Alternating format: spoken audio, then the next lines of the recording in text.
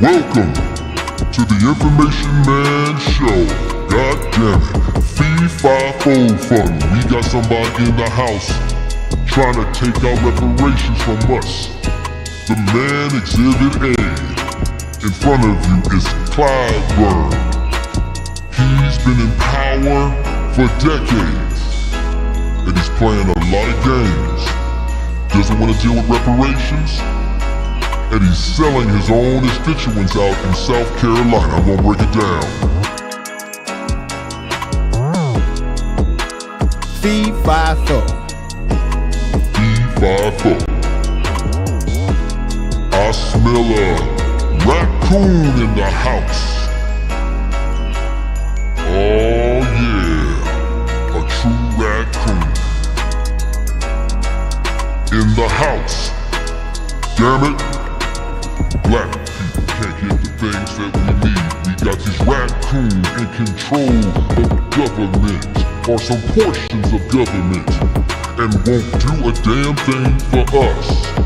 When you confront them, they don't want to deal with reparations. They want to talk about marginalized people. They don't want to deal with black issues. And they've been in power for decades, and they kiss the hand of their white daddy. Give me butter biscuits. Give me what I need, master. He worked hard to put Jim Crow Biden in office, and has pissed on the memory of James John Clyburn. If he was alive today, see how you all are pissing on the reparations. Damn, god damn it, I said it, say it again. Fee-fi-fo, we got an invader in the house. Needs to be dealt with.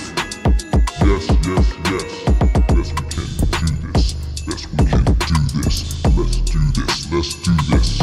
Reparations now, reparations forever. Selling out black people in South Carolina. Wait till I tell you the shit that I found out. Yeah, ladies and gentlemen, this is the sound of a all selling out for white daddy. Shake his hands and breeze my palms. Give me the butter biscuits that I need. Make sure that I have control in my congressional district. District 6. Make sure that I can always be elected. Make sure that I'll cut deals and never give black people what they need in the 21st century. Not what you did 100 years ago, but what's going on now, Clyburn.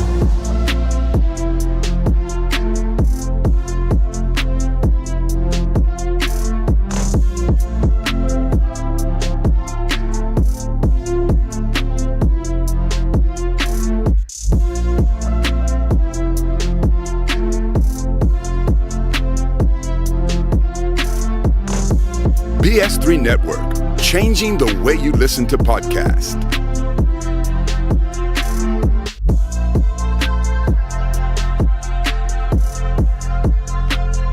BS3 Network, changing the way you listen to podcasts.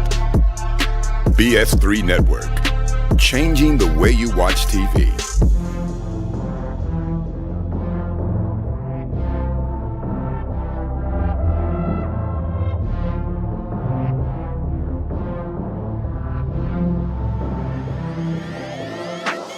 BS3 Network, changing the way you listen to podcasts.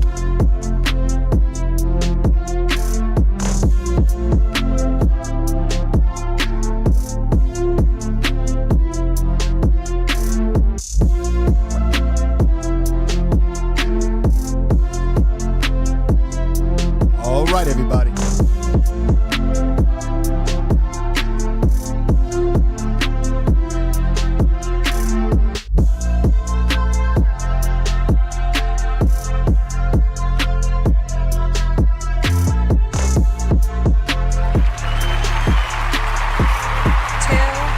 What's up, everybody? Peace.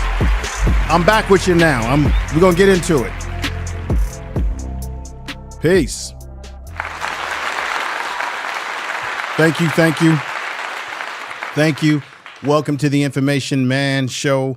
Look, we're gonna get down with it. We're gonna tell the truth over here, give you all the information that you need. On this program, as you know, we don't get it. We don't talk about nonsense. We don't talk about low-hanging fruit topics. We talk about things on this channel. This is what distinguishes my channels from most on the YouTube streets, is that I'm talking about things that really are affecting black people in the real world. A lot of people talk about things that on YouTube, that's only cyberspace nonsense. But I'm talking about and dealing with issues that really affect you when you go outside the door of your home and when you get off your computer and you get off these YouTube streets where you're sucked into these vacuums where people have these analytical, not even analytical, but anecdotal statements that they make. They have these philosophies that they believe in that mean nothing in the goddamn real world. And that's why over here on the Information Man Show, you're going to get clarity. You're going to get real issues that really matter and it can affect you and also can enlighten you and empower you against the things that are happening in this world. That's what this is really all about. And this is why I always say information is power. That's why I always say that. This is real deal over here, not BS. Now, let me make a preference right here.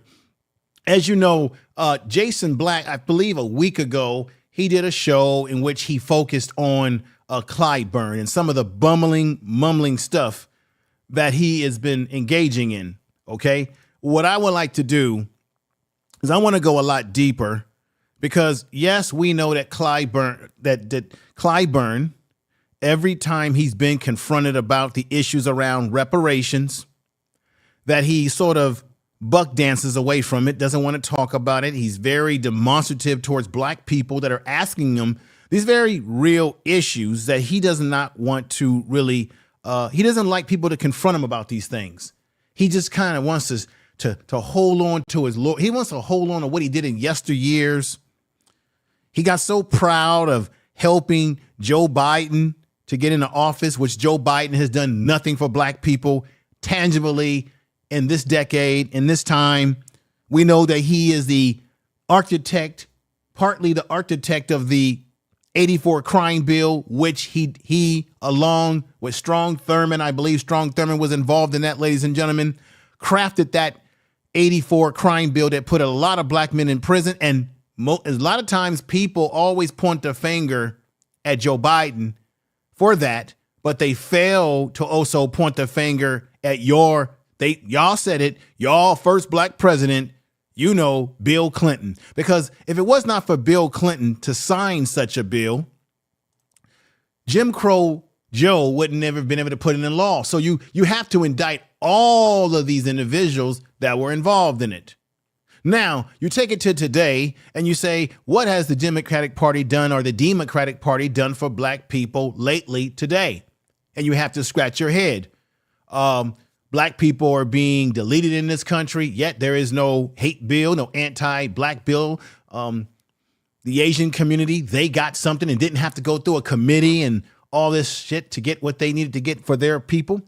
And we've been the most loyal people to the Democrat Party more than anybody, any ethnic group that's here. that we helped pave the way for them to come over here in the first place and get these benefits. Now, I'm not saying these things because I'm a Republican or I'm a Trump fan or any of these things like that. I'm an independent thinker, an independent man here. And I just think that we have to look at a party that black people have been loyal to for too damn long and the things that are going on behind the scenes that you may not know about. As James Clyburn refuses to address the issues of reparations, refuses to address it, to deal with it, and he wants to run away from it and belittle brothers and sisters that ask him about it, that are asking real, tangible, real, direct questions of him. And many, just like many of these, let me plug something back in here.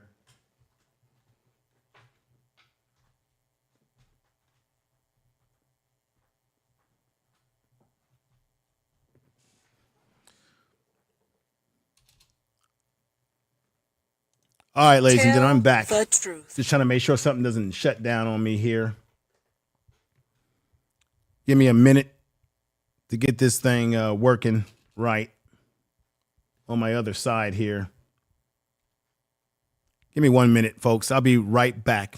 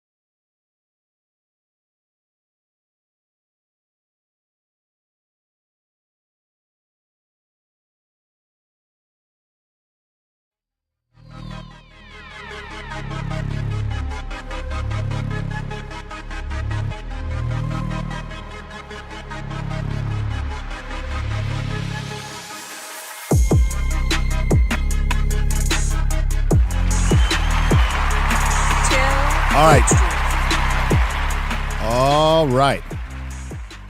Sorry about that, folks. I had a little technical problem and I had to reboot my other computer. There was something that I didn't have turned on correctly. So we're back. Sorry for the delay in the program, but let me get right back to where I left off at. So Joe Biden, who Clyburn is a big supporter of and definitely was praising him when he put him over the top. If it wasn't for black people in South Carolina and around the country, Joe Biden would have never won this election in the first place. We've gotten very little out of the Joe Biden presidency with Kamala Harris, very little. And when I tell you some of the things I'm going to tell you, as this man is in denial of the importance of reparations for black people, and he continues to say to us, you ain't going to get this and you're not going to get that. And black people are saying to James Clyburn, but you've got power. You've got power, success, and you can really help us. This man has been in office since, 1992, somewhere in there. James Clyburn has been doing this pony and dog show for quite some time. Now, let me give you a little background on James. James Clyburn is an American politician who currently serves as the United States representative for South Carolina's 6th Congressional District. And when I tell you what this man has been doing behind the scenes that is going to hurt black voters, or has hurt black voters, and subsequently it has also hurt the Democrat Party. When you hear what I'm going to tell you, now he's been in power in the 6th district, Congressional District, which is an all black mainly was made up of an all-black district in South Carolina, a voting block of black people. And you say, why is it that he hasn't been out of office? What's going on, Snowman? Y'all make sure y'all check out Snowman. He does sports in the morning. He covers a lot of sports. He's an anchor man. He gives you the sports. He gives you the real deal, what's happening in sports today. I've got a sports program myself. Make sure you check out Prime Sports Media. It's blowing up over there. Make sure you check out that channel, but check him out. I think he does sports broadcasting outside of YouTube, so he's a real professional. And I appreciate you, Snowman, being here. But I'm going to be honest. There's some things I'm going to say that's going to make people feel uncomfortable. If you've been rocking with Clyburn for many years, once again, it's what have they done for us lately, not what they've done for us many of years ago. What have you done for us lately? He's a member. Clyburn is a member of the Democratic Party. As we already know, he has held his seat in the House of Representatives since 1993. So I was right. I said 92, but I was off by a year. It was since 93. That's why I had this picture up here, because that's him back in the day right here. Let's put that picture back up for you, for your watching pleasure right now. Now, look at who he's with. That's Bobby. Who is he with? Somebody put that in the chat room. Who's the man that he's standing next to who represent? He's a congressman, I believe, if I'm correct.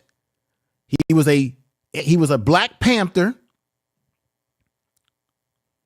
representing Chicago, and now and he has, in his elderly years, he has fallen short from them days of being a Black Panther.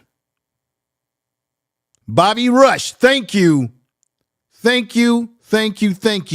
Bobby Rush. Make sure y'all share this video in all your social media, in your Twitter,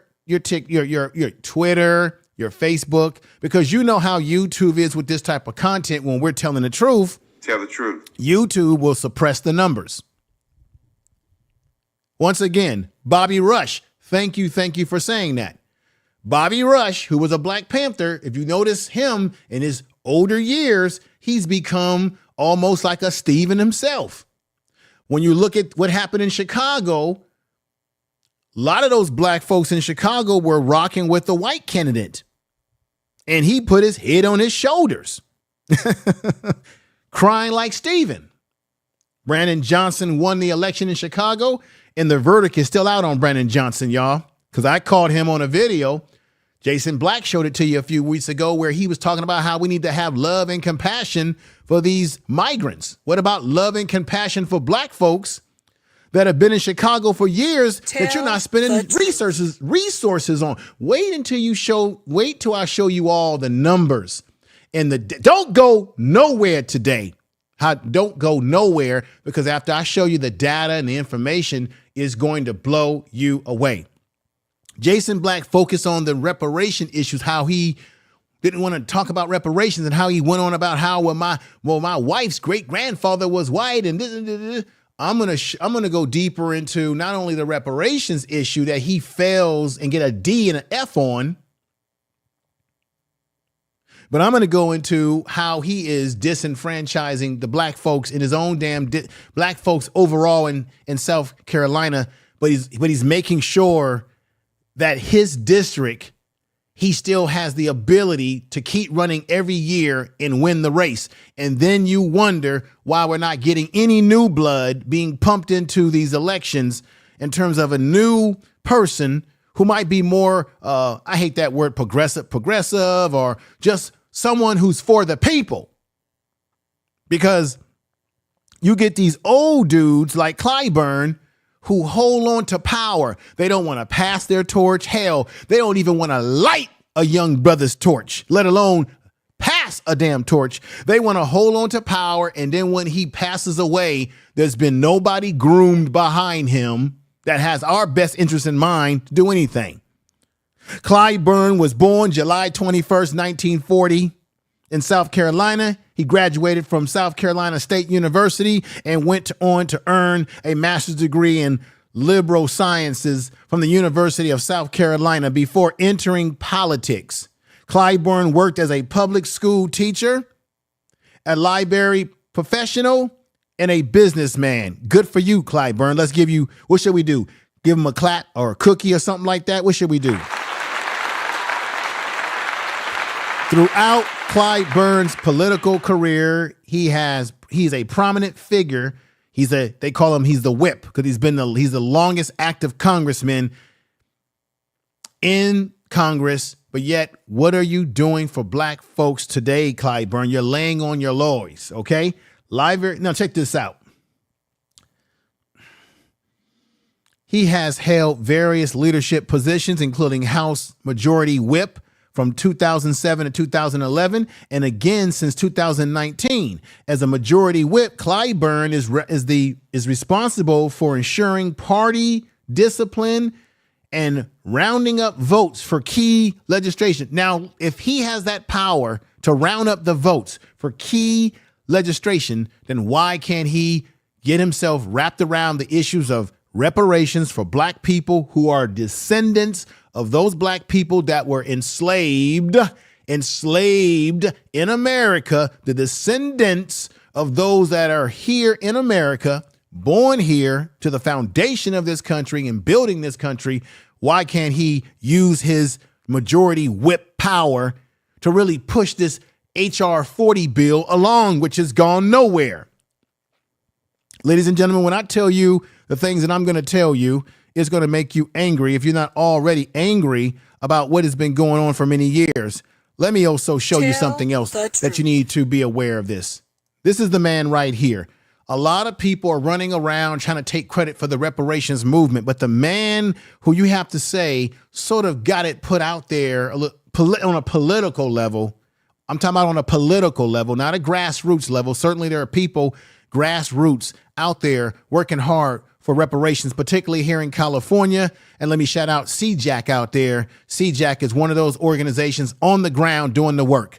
You know, don't get fooled by individuals who are acting like they're the main push of reparations. No, it's actually people on the ground in California where I live at that are part of organizations like CJAC who are showing up to these meetings, that are putting the pressure on the metal of these committee meetings members to get this reparations thing pushing forward. Now you've heard in the news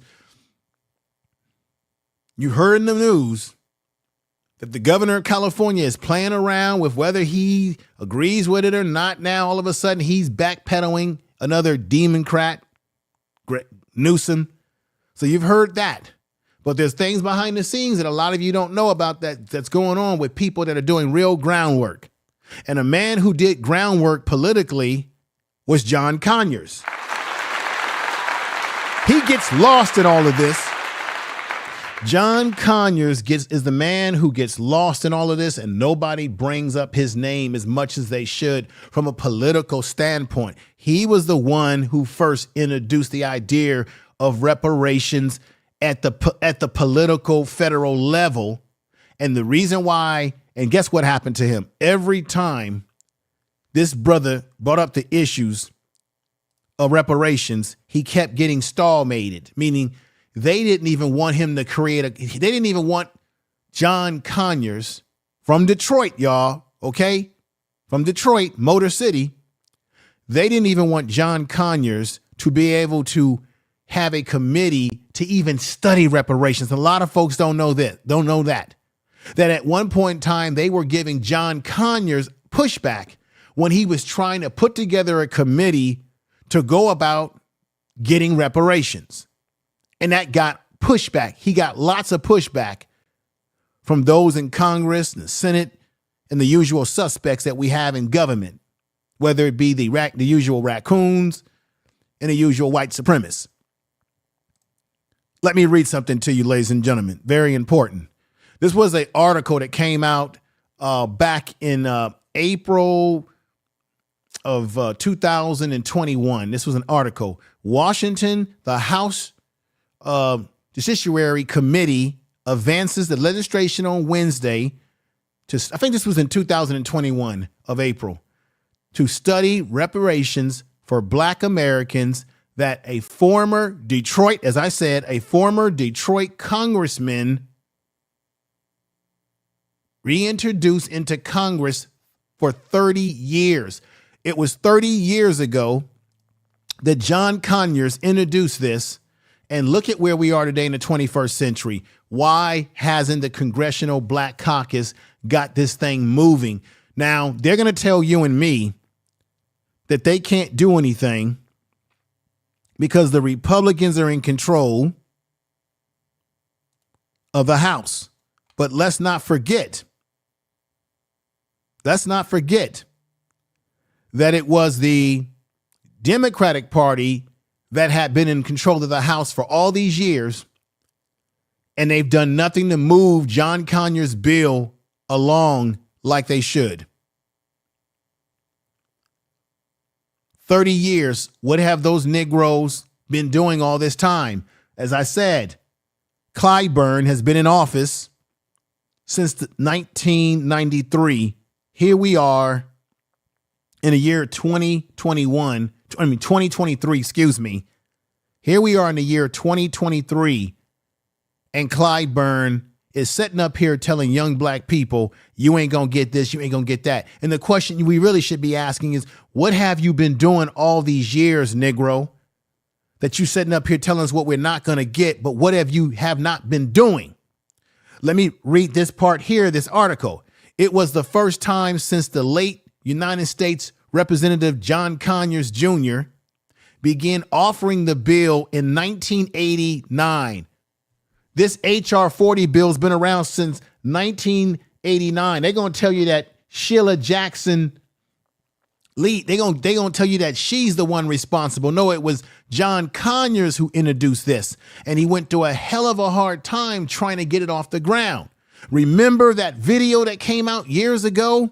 I think it was in the 90s, where Dr. Claude Anderson, they had a committee, they had some type of meeting in Washington, and Dr. Claude Anderson, it's on video on YouTube if you can find it. Dr. Claude Anderson talked about how reparations could be a reality for black people. He broke down the history of what this government has done to black people. It was Dr. Claude Anderson, but nobody wants to give the man credit. So in 1989, that committee voted on a legislation known as H.R. 40. The vote was 25-17.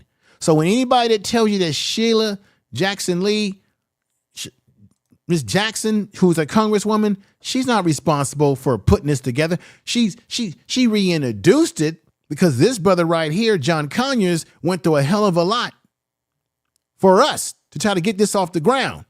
And so now what we have today is we have H.R. 40, the Commission to Study and Develop Reparations Proposal for African Americans. That's the wrong wording. That should be for black people in America who are descendants of those black people who were enslaved on those plantations in America, in the South, and throughout this country, that are descendants in this country. That should be changed. But this is the legislation that would establish a commission to consider the purpose for reparations. Damn it, how long does it take to come up with a damn decision? It's been 30 damn years. African Americans, descendants of slavery. The legislation is the Senate H.R. 40, introduced by Sheila Jackson Lee. No, it was originally introduced by this man right here in its early stages, and nobody gives him credit. I just wanted to bring that up and Clyburn has been in office long enough to know the work of John Conyers, and for him to set up here and tell black folks that we're not going to get this and we're not going to get that. And when we're asking him to help us make things possible, he wants to skedaddle us away but yet he praises his white daddy, Joe Biden, Jim Crow Biden, with that damn crime bill that he put upon that hurt black people. He praises Joe Biden. And then Joe Biden, this is the thing, I'm disappointed in Howard University, supposed to be a black university of higher learning, in HBCU. They invite Joe Biden's raggedy ass there to speak to do a commencement speech to the students while he's sitting up there telling black folks something that we already know about how white supremacy is at an all-time high in America, and that the white supremacist groups and white nationalist groups are at a high tune. But yet you notice one thing that he did not do, ladies and gentlemen. He did not tell you what he was going to do about it, damn it. He didn't tell you what he's going to do about it. Tell the truth. Did he tell you what he was going to do about it? Ladies and gentlemen, if you know I'm telling the truth, put a 7 in the chat room. Get these algorithms cranking up.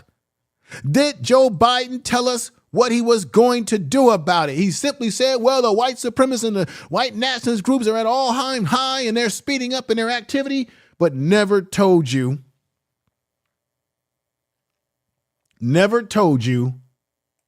what he was going to do about it. Did he? Put a 7 in the chat room. Did he tell you that he's putting together a commission of law enforcement to crack down on these groups? Did he tell you that he was going to take away the Ku Klux Klan's 50C1 nonprofit status? Did he tell you that he was going to declare a bill or put an executive order out to make the Boogaloo Boys, the Proud Boys, and every other white nationalist group out there to make them public enemy number one, or to say that they are domestic terrorist groups, therefore they cannot function in our society and walk the streets? They must be arrested. They must be put in an indictment, and we must send the FBI, CIA, whatever damn alphabet group to infiltrate their organizations. Didn't they destroy and infiltrate the Black Panther Party? Tell me I'm lying, folks. Didn't they infiltrate the Black Panther Party? Put a 7 in the chat room if I'm telling the truth. The Black Panther Party doesn't exist because the government got rid of them and sold them as a black terrorist group. Now that's what they did. While Clyburn is up here cheesing with the man who goes to a historical black college and tells black people something that we've already known. Hell, the FBI in 2006, everybody, if you look it up, just put it in the search engine of your Google, they said that there was an increase in these white nationalist groups going into the military and policing. In Los Angeles, California, the sheriff's department in Los Angeles is made up of many white supremacist groups as well as Hispanic groups that are what? Anti-black. They got a gang within the law enforcement in Los Angeles called the sheriff's department. What is he going to do about that? So Joe Biden sits up there, says all those things because he's pandering to these young black folks in college because he wants their votes by saying what he thinks we want to hear, but yet has done nothing, has passed no legislation to neutralize these groups. Do I get a witness? Tell the truth. And Clyburn sits up there and tells us what we're not going to get. Let me let you see the video evidence of what I'm talking about. Let's go with the first video evidence. This happened a couple of years ago. I think this is Jamie Fowler who was interviewing him or trying to interview him about or asking him questions about reparations. I interviewed the brother that's going to be talking to him, who was a part of the ADOS movement originally. Asked him very candid questions, ladies and gentlemen, that he wanted to run away from. Let me show you that video leading up to the other explosive video right now. Here we go. Listen. If you wait on tax payments to come out of reparations, you're going to wait forever. It's not going to happen. So what you got to do, let me just talk. Don't put that in my face. Why are you touching me? Okay, all right. I'm going to leave you alone. Cut the check. Tell Nancy Pelosi to cut the check. Yeah. You do that for me? See the treasurer? Cut the check. the Somebody treasurer? better cut the check. Well, you Reparations are owed, sir. You talk to them. ADOS, you're not going to run away from this issue, Congressman. Oh, I'm not trying to run away from it. It seems like you are. You're walking away right now. Oh. Cut the check, Congressman. Cut the check. Okay. ADOS, you're not going to walk away from this, Congressman. ADOS is everywhere. Cut the check.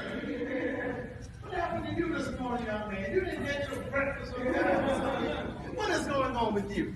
You didn't get your breakfast on time. I got plenty of breakfast. Well, You can tell, right? Let's talk about it. All Let's right. do some social work.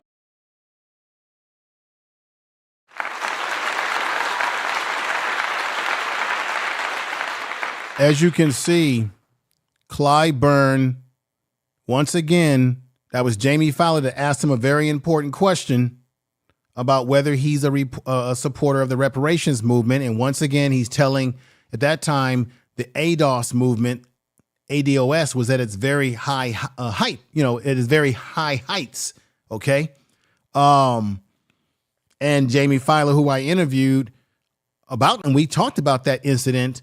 You can see that Clyburn did not want to deal with the real issue that he was being confronted about. And this man is supposed to represent the people. He's been in office since 1993, living off of what he's done in the past, but has done nothing for us lately today.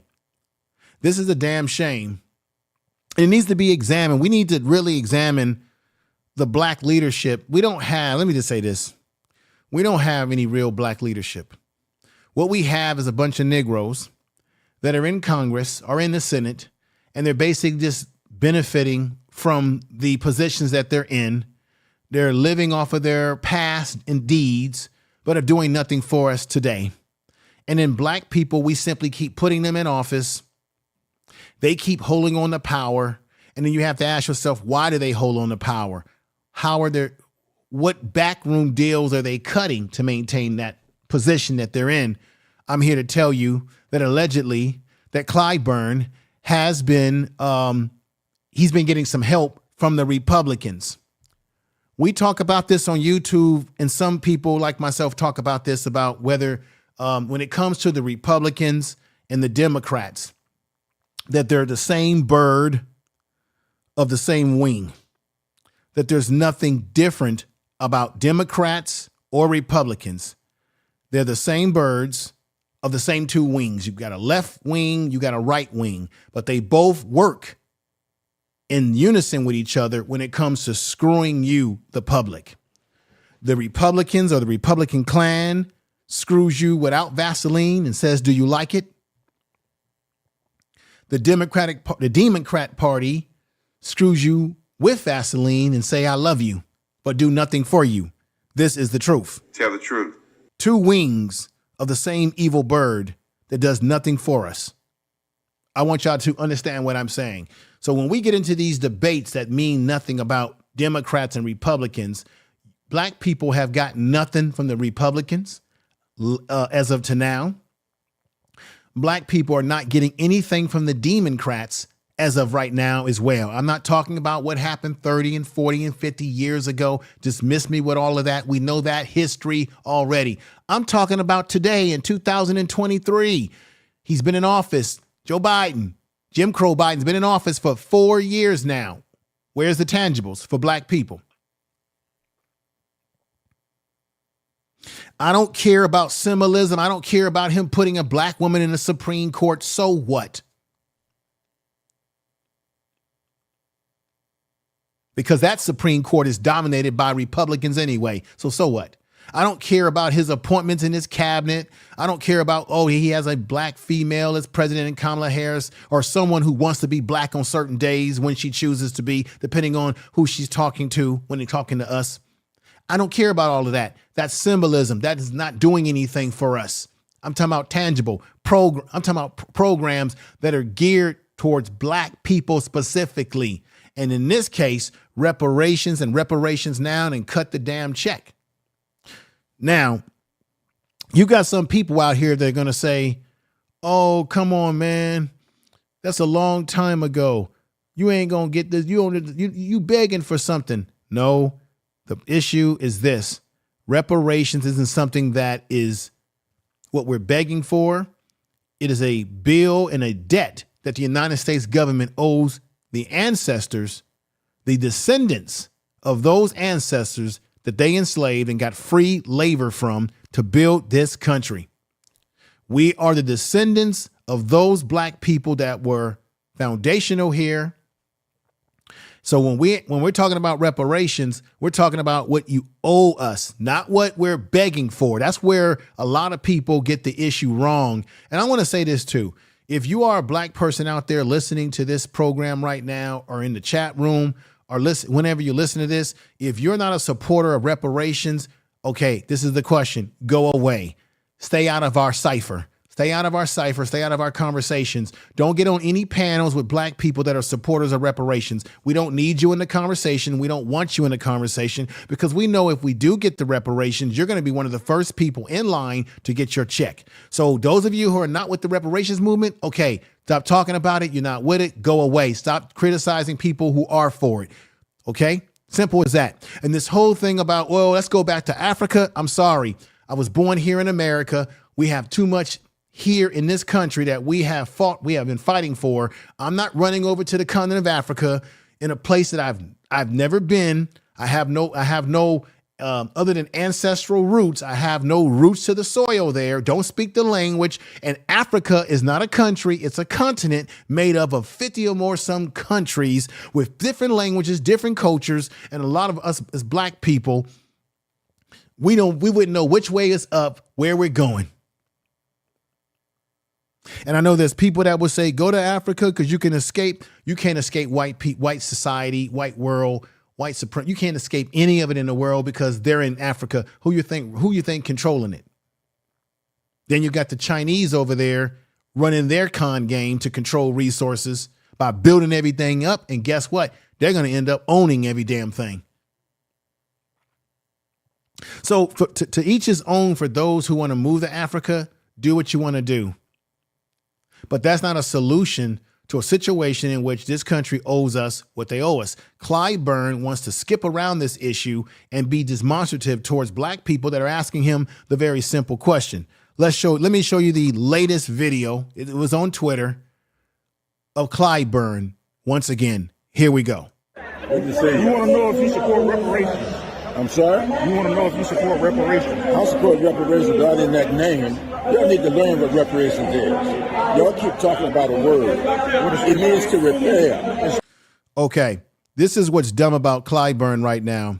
He says, y'all, see how he talks down? This is what you call these old Negroes who talk down to you. And I'm gonna say something. We got Sister Doll Eyes TV in the chat room. I was listening to your premiere video yesterday when you guys were talking about the manosphere and all these different things. I'm going to correct some things that I heard on there that was incorrect. This whole thing about, Generation X is responsible for, no, we're not. It's the baby boomers that are responsible for all the effery that we got going on. Because I'm a Gen Xer, so I know when Gen Xers were born, we got the short end of the stick from the baby boomers. The baby boomers failed the Generation X. So therefore, if we were failed, we were left with no resources, no land, no nothing. Then what the hell could we do for the next generation? And for the millennials that complain, or the Z generation that complains about G Xers, your ass wouldn't be born. You wouldn't be walking around talking if it wasn't for some Gen Xers giving birth to your ass in the first place. And you failed to understand that it was the baby boomers who failed the Gen Xers and didn't do shit for us. You fail to understand that who controls this country? It's not millennials. The majority of this government is controlled by baby boomers. A baby boomer is in the White House right now. A baby boomer was in the White House 4 years ago called Donald Trump. The majority of those white men and white folks that run this government come from the baby boomer generation. Baby boomers have screwed this country up we call America and have left Gen Xers nothing. And in leaving us nothing, we have nothing to give millennials. Our failures and what we didn't do is a failure of the generation that didn't do a damn thing for us. It was the Gen Xers who were the first generation to be latchkey kids. We were the first generation that had to do everything on our own. We're the generation who got our ass whipped. We're the generation that got disciplined. We're the generation that didn't get coddled like the millennials have been coddled. We're the generation that didn't nobody give us a participation trophy, damn it. We had to earn every damn thing that we got. Nobody gave us a break. Nobody coddled us. And another thing I'm going to say is a recommendation is that to young black men out there, don't listen to these fools on YouTube telling you about man. Go Connect with a real black male organization in the streets, in the community that can really show you what the real deal is. Get with your 100 black men. Join black male organizations that's doing the work, and have men that are professional that you can actually see, because you can't reach out and touch. You can't really see nobody on YouTube. You go join an organization with black men doing things, and you connect with those black men that are doing things that can show you in real life what they're doing and how you can do it too. Connect with real black men in the communities, organizations. Stay away from these talking puppets on YouTube who hype up. Look, these guys don't even show you what they look like. If you listen to anybody that hides behind an avatar, don't show you what they look like, and they're trying to give you advice, something's wrong with you. Go find real black men in the community. Join these organizations. That's what it's about. And that's what we need. Because as long as we have the Clyburns of the world who tells us that y'all got to learn what the word reparation means, it means to repair. Okay, it means to repair, Clyburn. Guess what? America has a lot of repairing to do for black folks with cutting that damn check and paying that reparations. The hell with what he, listen to Y'all this. keep talking about a word. It means to repair. It's cash payments. Hell no. You hear him saying, the brother says, he says the word means to repair. The brother says cash payments. And Clyburn says, hell no. Just like he said to Jamie Fowler on the other video. It means to repair. It's cash payments. Hell no. You never get it. Why not? That's why we need your support. You got a lot of power. You will never get it. Yeah. He said, the young man said to him, this is why we need your support. You got a hell of a lot of power. But yet Clyburn continues to keep saying you're not going to get a check. But this is what you notice about Clyburn. As much as he says that we're not going to get a check, you notice, everybody pay attention. You notice he never said what he was willing to do. He never said what he was willing to do. As he says, you're not going to get a check. He doesn't even tell the young man, or did he tell Jamie Fowler what he was willing to do when the young brother said, we need your support. And he never even told him what he was willing to do, y'all. Why not? That's why we need your support. You got a lot of power. You will never get it. You have a lot of leverage. Let me ask you a question. You get our support. We've been dedicated to you for a very long time. Will you listen? Yes, sir. Yes, sir. Okay. He says, the young brother says, we've been dedicated to you for a very, very long time. But he just wants you to listen. And once again, to make my point earlier, Clyburn is not a Gen Xer. Clyburn is a baby boomer generation, just like I said. See, the problem on YouTube is that people don't use enough critical thinking skills, analysis.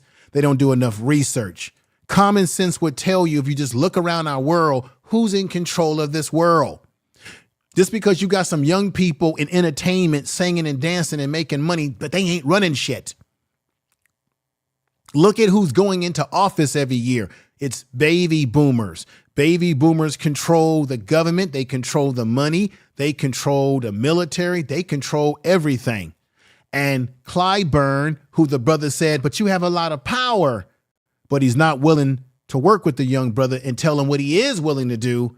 And he ain't no Gen Xer. He's a damn baby boomer. If you are mulatto and you are allowed to get an education, and this person is not allowed to get an education, how will you measure which one to do what? I was allowed to get an education, but I'm still. That's not the point. You're talking about the law. You're talking about the law. You're talking about my wife, whose grandfather was white, and therefore her mother. Clyburn wants to talk about his wife who had a white grandfather or something. That, all of that stuff that he's saying is irrelevant. It's irrelevant. It's irrelevant. Clyburn likes his position that he has. He likes his power, and I'm going to show you why this is the truth. This is all bullshit. Just like he told Jamie Fowler the same bullshit as well. If you wait on cash payments to come out of reparations, you're going to wait forever. It's not going to happen. So what you've got to do, let me just talk. Don't put that in my face. Why are you touching me? Okay, all right. I'm going to leave you alone. Cut the check. Tell Nancy Pelosi to cut the check. Yeah. You do that for me? She's the treasurer. Cut the check. Somebody. So as you see, Clyburn is laughing. He's not taking what the young brother is saying, Jamie Fowler. Let me say peace to Queen I Know I Am, Deborah Guns. Jackie is in the house. Empress Goddess, good to see you here. I hope things are getting better for you. Empress Goddess. We got Jill Chocolate Boutique. We got the Gray Pill Podcast in the house, which I appreciate you being here, brother. We got the Party Music DJ, my man. Let me give him a clap. Everybody deserves a clap. Oh hell, let me pull up my other thing over here where I can see people that's coming in the chat room. We got J-Dog FBA that's in the house. Doll Eyes TV. Doll Eyes, I hope you took in what I just said to you. Young black men need to learn from men in the real world, in the community. And the reason why I say what I say, because of the work that I've done with young black males in the community and the young men that I have helped formed, and whether it be going to college or skilled trades in my years and doing community service.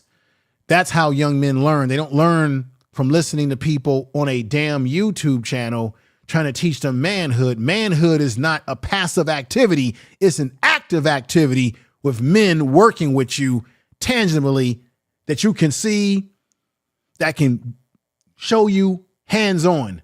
That's what it is. That's what men need. We don't need YouTube gurus, Negroes who don't even want to show themselves to you. One Busy Mama has come in the house. Make sure y'all go over and check out her channel and give her some love. Make sure you check out Party Music DJ.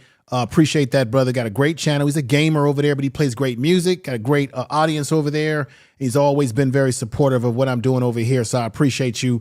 J-Dog is in the house. Jill Chocolate looking good. Michael Ross is here. We got L. Nixon, the voice of reason, who I think with that kind of name, I think L. Nixon, you can dig what I'm saying, brother. You need to have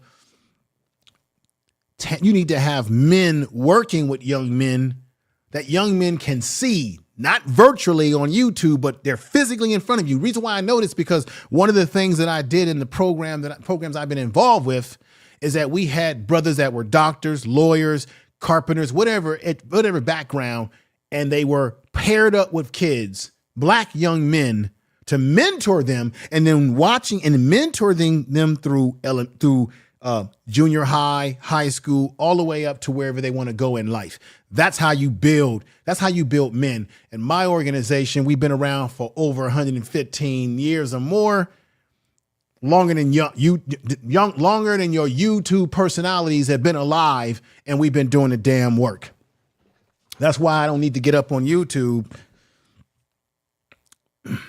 flexing all this nonsense, this red pill nonsense talk, because that ain't fixing a community. Bunch of talk and nonsense.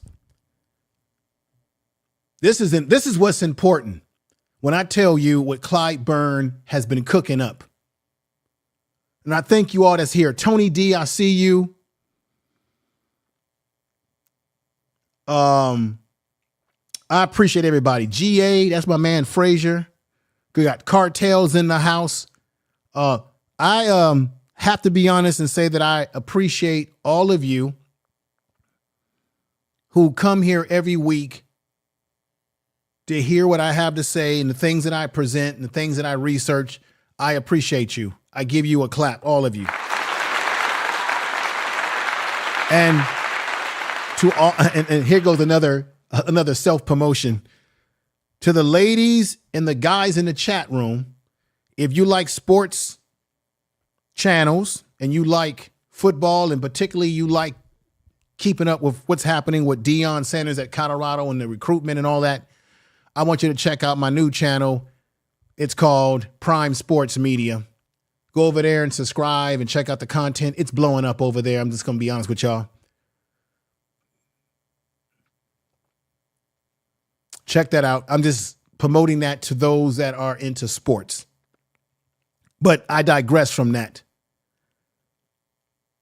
What's going on, Black Anonymous? Good to see you. Just Alicia, thank you. Just Alicia is supporting my channel as well as Empress Goddess, whether it be the Classified Black channel that I have. I see these folks coming over and supporting the channels.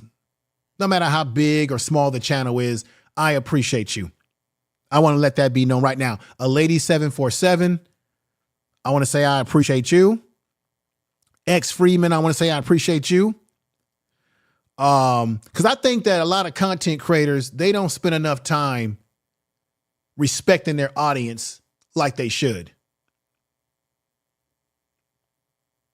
It's just my opinion. X Freeman, thank you.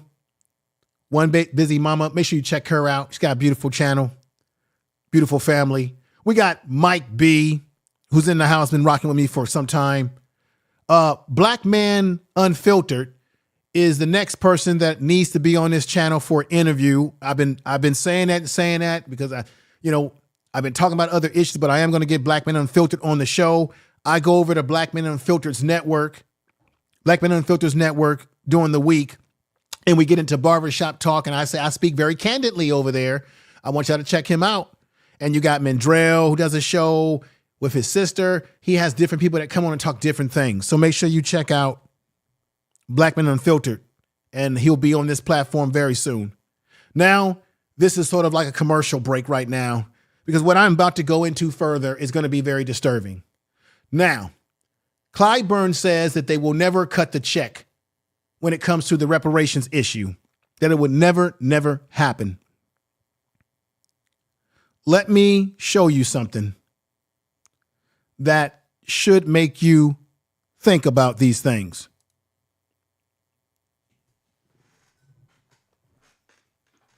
And I've got my other documents I had to get here. I got some stuff to tell you all. I want y'all to listen to what I'm about to say. Since the war began, Biden administration and the United States Congress have direct more than $75 billion in assistance to Ukraine. That's $75 billion. They tell me and you that they can't cut a check, that they can't give black folks any reparations money that deserve the money. They can give the Ukraine $75 billion, which includes humanitarian help, financial help, military support, according to the K Institution for the World's Economic and German Research Institution. This was put out just 2 days ago. Now, let's look at the next clip.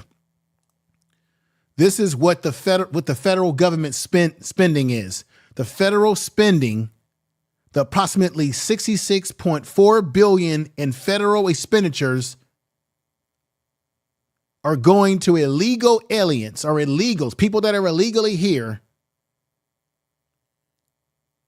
It's straggling, it constitutes an increase of 45% since 2017. It has increased since 2017, this amount to roughly $3,187,000 per illegal person per year.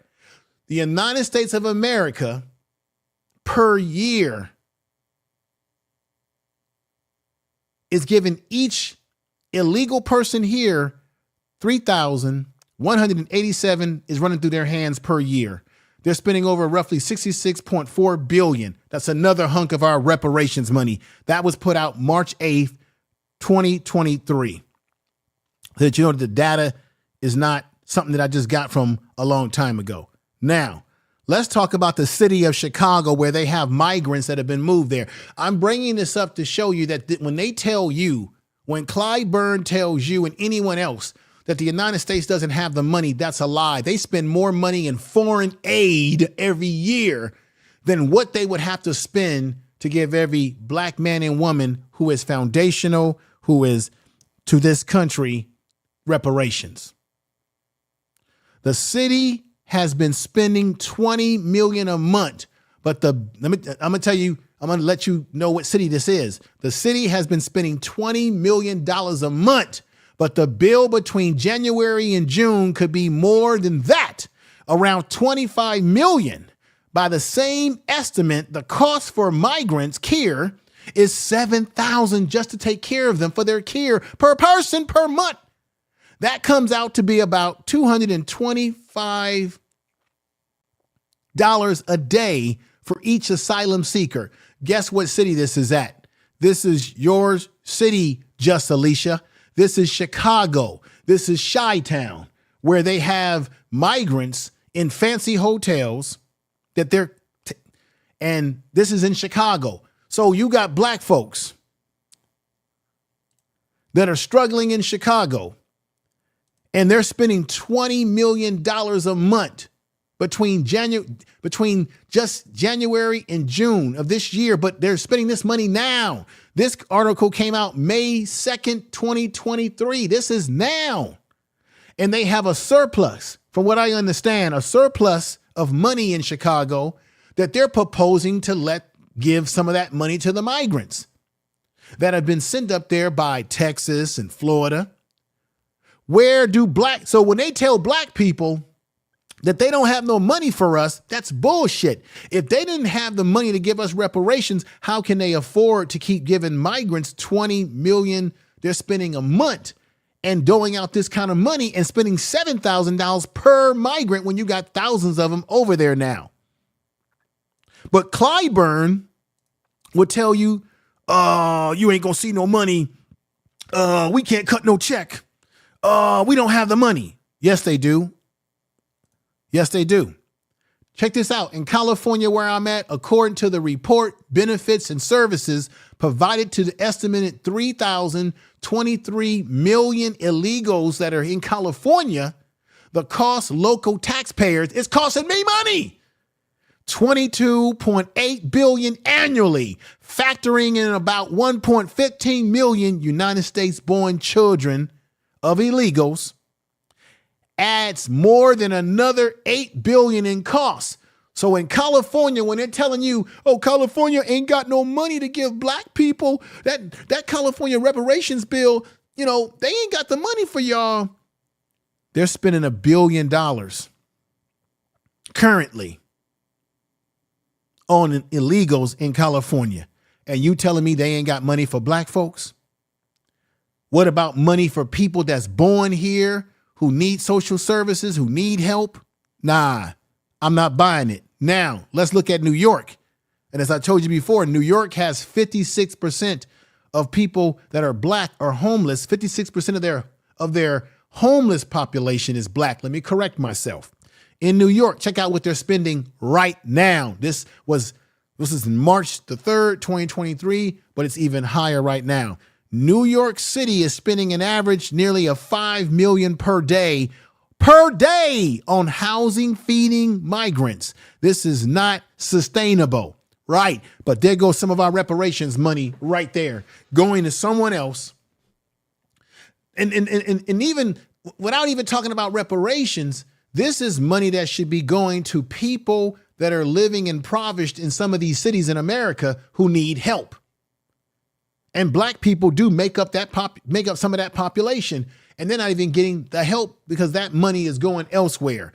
I'm sorry. When the Haitians came here and they were in El Paso, Texas, they rounded up all the Haitians. They put them on a plane, as I told y'all a week ago, and they send them right back to Haiti. And nobody was sitting up here talking about, give them asylum, give them help. I'm going to say it again. People ain't going to like what I'm about to say. I'm sorry. I'm going to say it. If you're black, get back. If you're brown, stick around. If you're yellow, you're mellow. And if you're white, you're right. Tell the truth. That's the ideology of this place, whether y'all want to admit it or not, that we call America. America. America. Y'all going to be celebrating 4th of July, popping fireworks and eating hot dogs in a country that never wanted us to be free, in a country that black folks are the most patriotic of all folks. We have fought in every damn war, going back to the Revolutionary War, to the Civil War, to World War I, World War II, Korean War, every war this country's had. America. And now we're saying we're the descendants of those ancestors who sacrificed themselves for this country and built this country. And y'all are going to shortchange us and say, well, we can't do this for you. It's going to cost money. It's unfair to other people. You didn't say that when you give Jewish people reparations for what happened to them in the Holocaust. You didn't say that to Japanese people. I don't care if they only got $30,000. Black folks haven't even gotten $30,000 from this government, let alone the full amount of money that we should be getting. Now, I want y'all to look at this clip. I want people in the chat room, and I'm not begrudging anybody here. You let me know if you agree with Smokey Robinson or you disagree. But Smokey, I don't really care whether you agree with Smokey Robinson or not. What's key to what he said is listen to what he said about what sacrifice black people have done in this country. Let's hear from Smokey Robinson.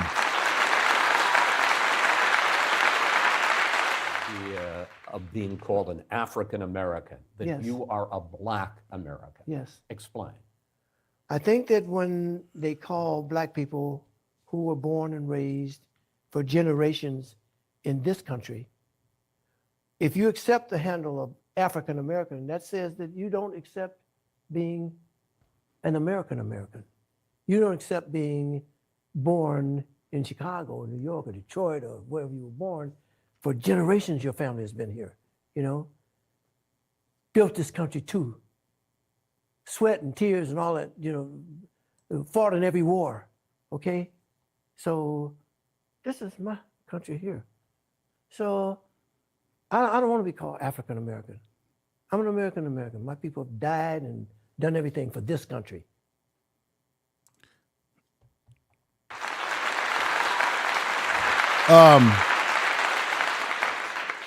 Everybody in the chat room, what is your opinion about what Smokey Robinson said? Certainly, Smokey Robinson is making a point here that black people have died and fought in this country. We're not born in the continent of Africa. And first of all, Africa is a continent. It's not a country. I wasn't born in that culture. I was born here. But I want to know what your thoughts are. If you agree with Smokey Robinson, put a 7 in the chat room. If you disagree with Smokey Robinson, put an 8 in the chat room. Once again, I don't care how you feel about what he said either way. The key thing that he said was about the sacrifice that black people put into this country we call America, which is why we deserve the debt that is owed us, because it's a debt. And that's called reparations. That is called reparations. So if you agree with him, put a 7. If you disagree, put an 8. And this is not about, and anybody who disagrees, this ain't about chastising you. You have a right to what you believe. But what we can't play around with is that what he said about the things that black people did in this country, we cannot get away from that. Oh, no, sirree, we can't. American. You don't accept being born in Chicago or New York or Detroit or wherever you were born. For generations, your family has been here, you know, built this country too. Sweat and tears and all that, you know, fought in every war, okay? Mm-hmm. So this is my country here. Right, So right, right. Let me say peace to the beautiful Bernice. Everybody, thank you. Stephen Gilmore, YouTube is in the house. YouTube channel's in the house. Lisa Jackson is in the house. Queen I Know I Am. The beautiful Bernice is in the house. Wow. William 4454 is in the house. Queen I Know I Am. Craig J is in the house. Thank you for this support today. You guys are doing great to this channel. Now, after me saying all of that, let me expose Clyburn for you all. Let me show you what's going on with Clyburn.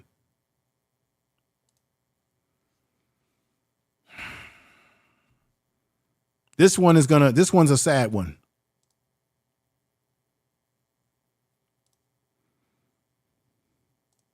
This is what's going on in Clyburn. Let me put my other, give me 1 minute. I'm going to put something else. I'm going to come a little closer to the screen here. And here we go. Tell the truth. This was happening. If you're wondering why Clyburn has been in power for so long, since 93, remember I told you about how the Republicans and the Democrats are the same bird or the same wing, left wing and right wing. There's nothing different about them. You see, Clyburn has power because he's been collaborating with the Republicans. This was a story that broke out in the Republic. I think in the name of this story. I'm going to drop this in the chat room, and I really suggest everybody read this. This is from ProPublican, and I'm going to drop it in the chat room in a moment. Even going for a minute, because I want people to be able to read this article in their own leisure, and you'll know that he has been selling black people out in South Carolina. Okay? This is what they've been doing. The Republicans have been gerrymandering South Carolina. We already know that South Carolina has one of the largest black populations in our country, Mississippi being number one. But the majority of people that are in political control are white people, particularly your Republicans, your Republican clan. And their goal is to gerrymander the districts so that they can have complete political control when it comes to elections. And in doing so, they're actually diluting the voting power of black people. Let me read this real quick.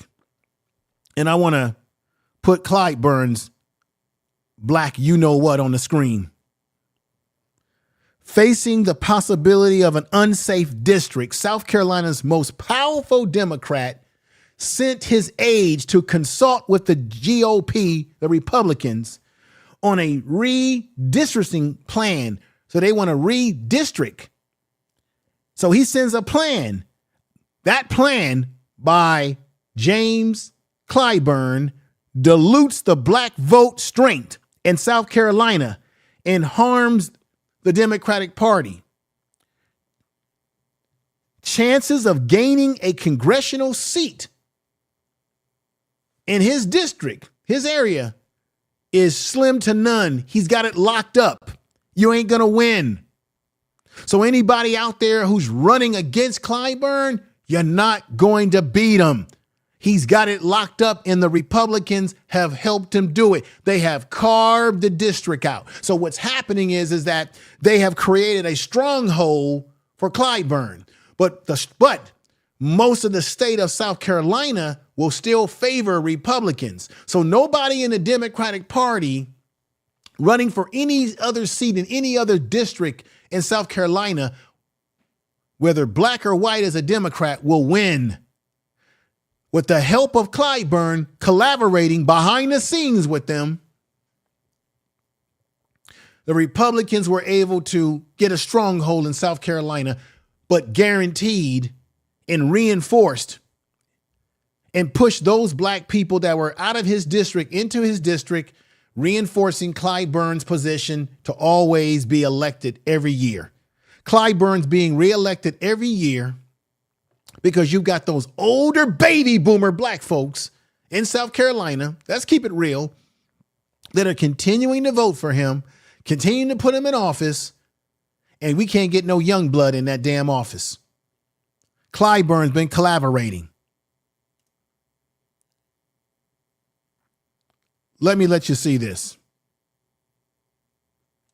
This is what the map looks like. The South Carolina Plan A1, Congressional District 6. Clyburn was involved in it. That's the map. Let me read these things to you. Please be patient. Please don't go nowhere. Y'all need to hear this. Share the video. Mapping, gerrymandering is a way that you dominate the voting. Whereas if you got districts, if you got a black community that's spread out throughout a city, then you want to gerrymander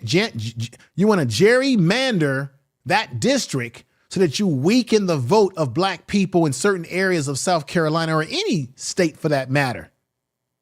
Now, I'm not going to lie. Both Democrats and Republicans will get their chance to gerrymander. But this one is crazy because both of these parties collaborate with each other. They make you think that they're enemies, but they're not. Resulting in mapping finalized in January 2022 made Clyburn. This is in that article that I dropped, ladies and gentlemen. Y'all got to read it. Y'all got to check it out. I always give you my sources. I appreciate all of you in the chat room that are rocking with me today. Y'all got to read this from this article, the Pro Republic. You got to read it. Finalizing the mapping. What is what? The mapping is gerrymandering. Like I tell you, this map right here of South Carolina, the 6th district, which makes up a lot of black folks. Clyburn's got a stronghold. Clyburn is setting up here telling us that he can't do nothing, that he ain't going to do nothing, that y'all ain't going to get no reparations, yet he's locking up the vote in South Carolina, yet he's done nothing for his people there. Clyburn locked up on power. His lock on power is stronger than it might have been otherwise without him collaborating with the Republicans to lock up his district so that he dominates.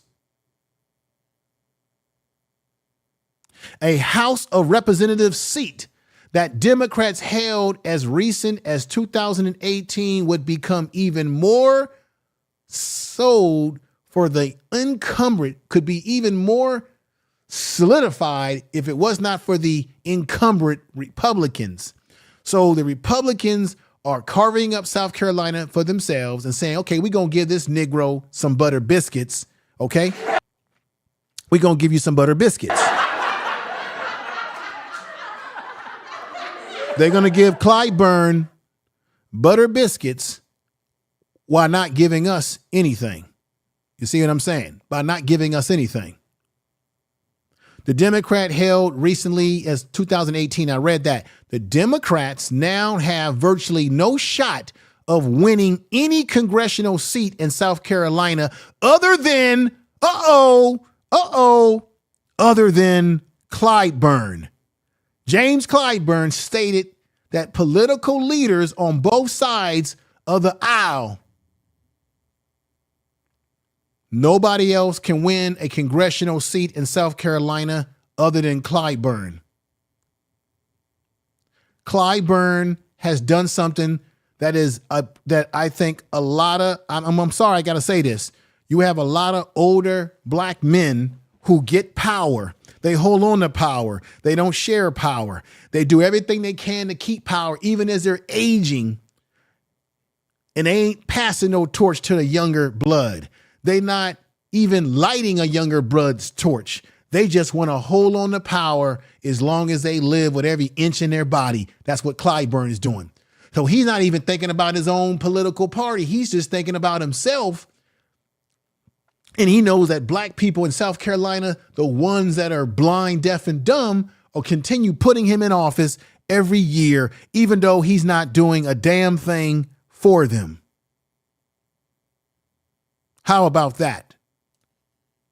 South Carolina 2021 when they were doing a redistricting, is now being challenged in federal court so you got the NAACP trying to sue about the carving of the state, the gerrymandering, right? Which their own damn 6th district Congressman Clyburn is contribute to. The organization is content that the Republican are deliberately moving black voters into Clyburn's district. Y'all hear what I'm saying? Clyburn's district. Deliberately, which holds his power.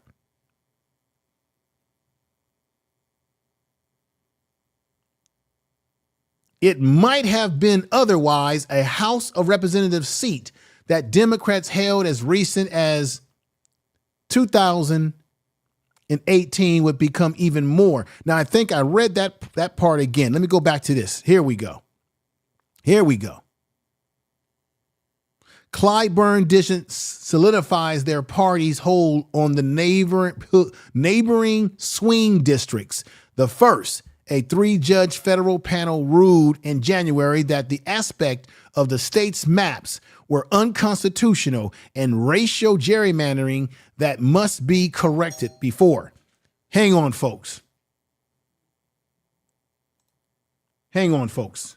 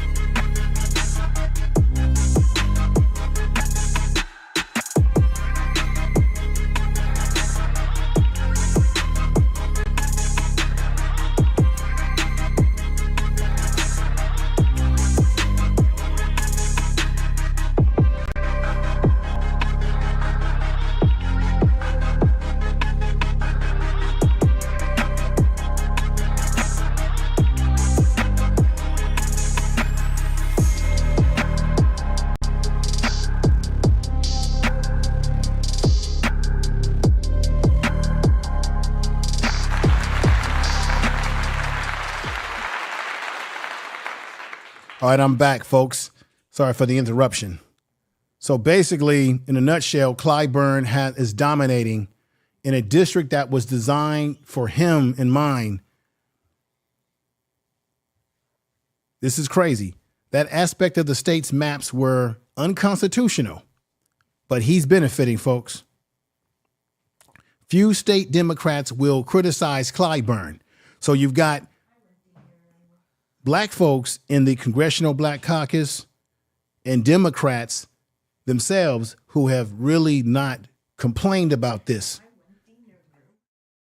Even though you have black folks who are not happy, that are not happy about what has happened, because you have the NAACP that's suing, but yet nobody in the Congressional Black Caucus or the Democratic Party is calling him out.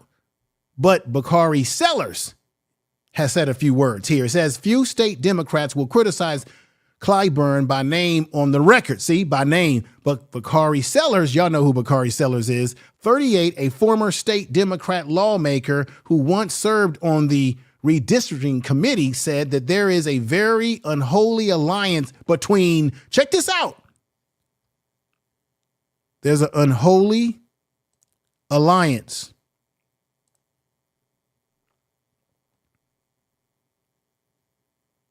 there's an unholy alliance between many black legislators and their Republican counterparts. What did I just say?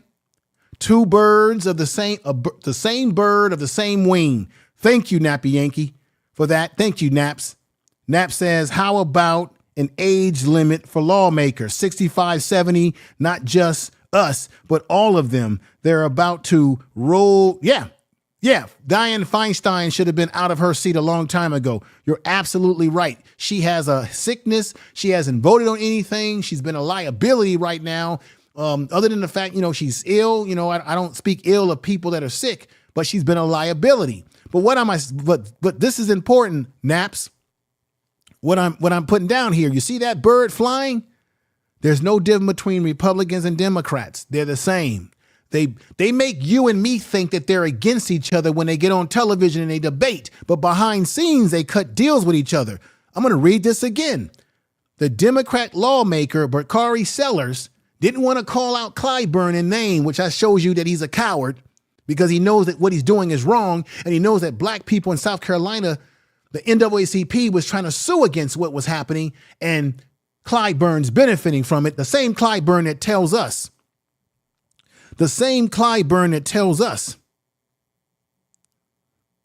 that we're not going to get any reparations. This Clyburn right here. You want to know if you support reparations? I'm sorry? You want to know if you support reparations? I support reparations, but other than that name, y'all need to learn what reparations is. Y'all keep talking about a word. It means to repair. It's cash payments. Hell no. You never. As you can see, he said, hell no, you're never going to get it. But he has no problem with making sure he stays in power, I already read to you how much money this country is spending on migrants in New York, California, what they spend nationally. They're giving Ukraine $75 billion.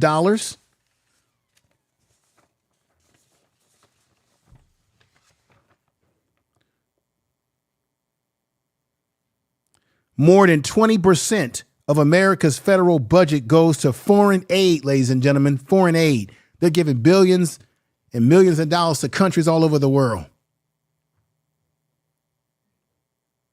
The Democrat held recently as 2018 would become even more solid for the incumbent Republican. This comes at a cost. And as I said before, Vasari Sellers was trying to act like he was going to speak out against Clyburn, but it's not enough. There is a very unholy alliance between both Republicans and Democrats. Clyburn's district is probably one of the best examples. Moving that many black voters into Clyburn's district meant we eliminate a chance to win in other districts. So other districts that black people live in, you let the Republicans carve it up so that they can dominate everything else, push those black people into Clyburn's district so that only Clyburn wins, but no other black person who has different ideas, a different mindset that maybe we need right now besides Clyburn's mindset. You see what I'm saying? Tell the truth. Tell the truth. You see what I'm saying, folks? If y'all get what I'm saying, put a 7 in the chat room. You see. Check this out. Clyburn's role highlights an underbelly of the redistricting. I don't know why I'm having a hard time with that redistricting process in the South. Black Democrats incumbent have often worked. Did y'all hear what I'm about to say? Black Democrat incumbents like Clyburn have often worked with Republicans in power to achieve their own goals. So Clyburn ain't thinking about no reparations for us. Matter of fact, besides reparations, Clyburn ain't thinking about what he gonna do for black folks, period. As long as he stays in office, he gets that money coming in, long as he gets the power that he wants. This is what it's really all about for Clyburn. He not thinking about black folks. He not keeping black folks in mind. Says right here, Democrat incumbents often work with Republicans in power to achieve their own goal. This is out of the article that I dropped in the chat room that I'm telling y'all to check out. This is the article is from the Pro Republic. It says this, it's entitled, How Republican James Clyburn Protected His District at a Cost to Black Democrats. Sold out his own party, and he sold out even black Democrats, even though a lot of them ain't doing nothing for us currently. That's the article. I'm putting it in the chat room for y'all.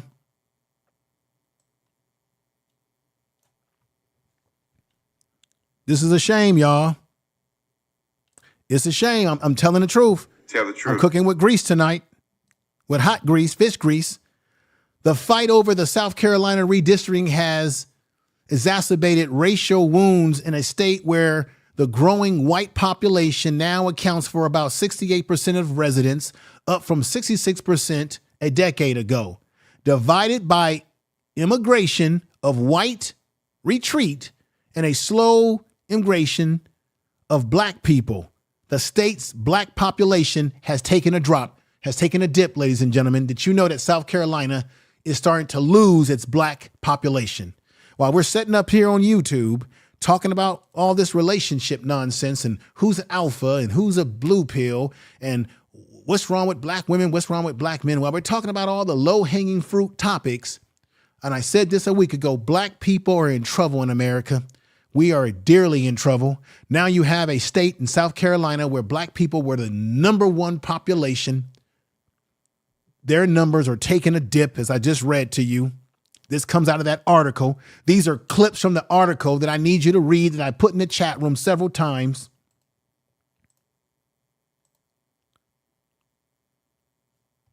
that I put in there several times for you to look at. The black population has dropped over the years just over a quarter of its 5.2 million residents. The GOP now controls all majority state elections offices except for Clyburn. They control everything, but they don't control what Clyburn get. Rise, you know why? Because Clyburn is in control. Clyburn is in control of the narrative. He's in control of the narrative there. If you wait on cash payments to come out of reparations, you're going to wait forever. It's not going to happen. So what you got to do, let me just talk. Don't put that in my face. Why are you touching me? Okay, all right. I'm going to leave you alone. Cut the check. Tell Nancy Pelosi to cut the check. Yeah. You do that for me? She's the treasurer. Cut the check. Somebody better cut the check. Well, reparations are owed, sir. Talk to them. ADOS, you're not going to run away from this issue, Congressman. Oh, I'm not trying to run away from it. It seems like you are. You're walking away right now. Oh. Cut the check, Congressman. Cut the check. Okay. ADOS, you're not going to walk away from this, Congressman. ADOS is everywhere. Cut the check. As you can see, he walks away. He don't really see, this is the thing. Clyburn don't have to really care about whether we don't like that he is not a supporter of reparations. Clyburn has nothing to fear. He doesn't have to worry because Clyburn knows that he has his political seat wrapped up. That's why he doesn't have to do anything for black people. That's why he's kumbaya with Joe Biden, or what we call Jim Crow Joe. That's the facts. Tell the truth. See, because he knows that he's all kumbaya with this man here, with Joe Biden. So he don't really have to do anything for black folks. He'll just do enough to keep those black folks in South Carolina satisfied enough. And I bet you the majority of the people who put his ass back in office that are voting are the older generation, the seniors, the baby boomers. There are probably some Gen Xers too that buy into his BS, you see, because the older generation, they vote more than anybody. That's what's keeping him afloat. In an interview, James Clyburn said that the redistricting plan signed by the Republican governor in early 2022 proves he did not get all that he wanted, mainly because the district lost its majority black. Yeah, because you helped them, Clyburn. You assisted in this. On the question about this work, a Clyburn spokesperson acknowledges that the office had engaged in discussions regarding the boundaries of the 6th congressional district, which he represents, by responding, but did not answer detailed follow-up questions. Isn't that like Clyburn to do that? Redistricting techniques. This is what it's called, folks. The redistricting techniques is known as packing. Packing can be a double-edged sword given under representation to communities. So under-representing communities, which is what Clyburn has assisted in, is why we can't trust some of these Negro politicians. Underrepresenting a community's voice. So Clyburn has made his voice the de facto voice of black people in South Carolina by cutting this backroom deal with these Republican clan. And he's a Democrat. And only one member in Congress, which is Clyburn, the first black person in modern times to head a South Carolina state agency, won the seat in 1992. He rose to prominence in Washington chambers to the post of House Majority Whip in 2007. So Clyburn, ladies and gentlemen, let's be truthful here. Clyburn is the only person, black person in South Carolina that wields power. No black person in any other district in South Carolina could rise to get the seat because the Republicans have it locked up. Unless you have a raccoon, a sellout, one of these Daniel Cameron of Kentucky, governor, who sat up there and try to downplay what happened to Tell the truth. To what happened to Breonna Taylor. He plays ball with the Republicans. So unless you, the only time you're going to see a black person in South Carolina wielding any political power at the federal level, other than Clyburn, and maybe even at the state level, it's going to have to be a Daniel Cameron buck dancing type of black person. I'm being honest.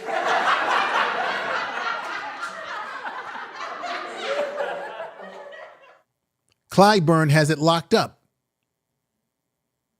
So if this is all factual, which from what the article was saying it is, I don't see Clyburn being out of his position very soon.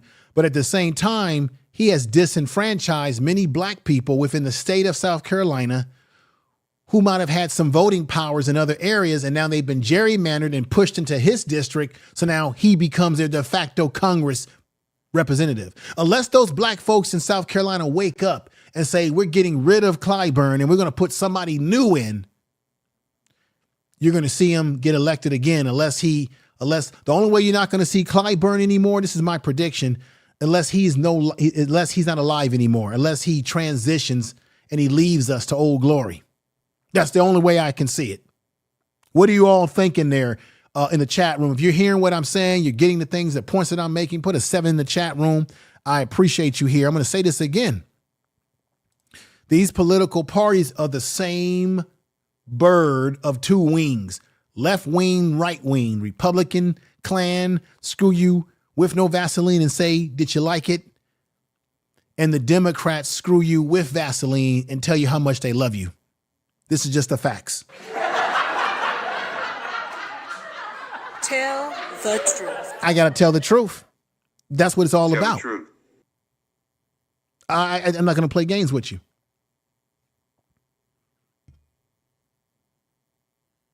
I'm just not going to play games with you today.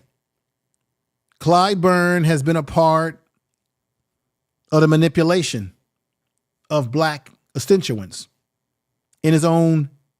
So not only does he not support the movement for reparations as it currently stands, he's also monopolizing his political power in the state of South Carolina while hurting black voters. The NAACP couldn't even stop it from happening. They're saying that it's a racial gerrymander, which is wrong. They're trying to stop it. But it was Clyburn that assisted in this situation. And then you don't have any of your black leadership calling him out. They know what he's doing, but they haven't called him out. So that means when you wonder to yourself, what has the Congressional Black Caucus or what has a black leadership done for black people today? Now you understand why they put before the people their own personal goals and needs. Their needs come first before us. They focus on what they want, what they get, and they serve us last, if they serve us at all. Tell the truth.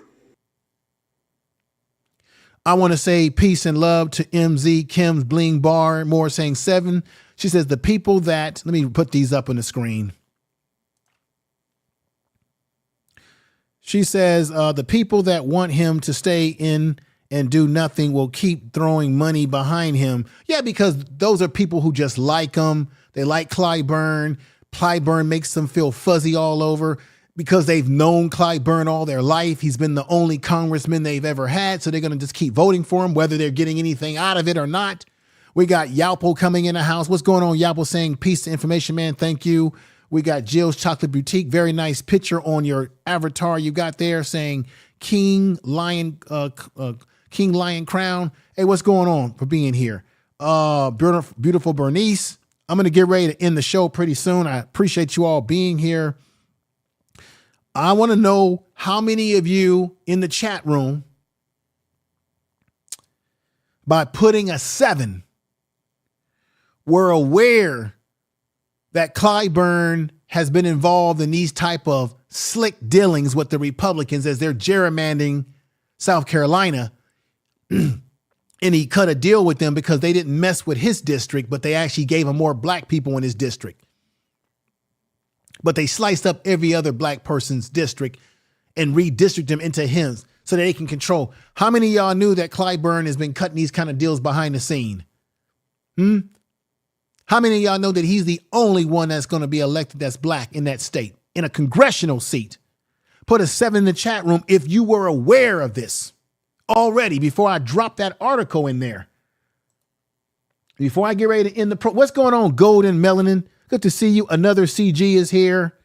Robert H is in the house. Let me drop this article again so that you all can read it on your own leisure time. What's going on? Wow, William 454. Good to see you. Okay. Some people were aware of it. That's good. But some of you weren't aware. Yalpo was aware of it. I want you, hey, what's going on? Stephen Gilmore YouTube channel. And we got the beautiful Deborah Gunn over here saying these people aren't paying attention to anything that is beneficial for them. I agree with that. We got who's this brother right here? We got Yusef in the house. What's going on, brother Yusef? He says, because we remain ignorant and unaware of issues like this, packing a preservation, eighth, one of the strongest holds for tradition.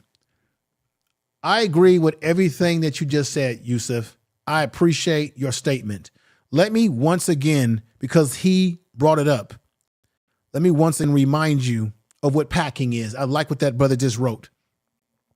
Redistricting, when they do a redistrict of your neighborhood, of the area that you live in, it's known as packing. Packing can be a double-edged sword, giving underrepresented communities a voice, but also limiting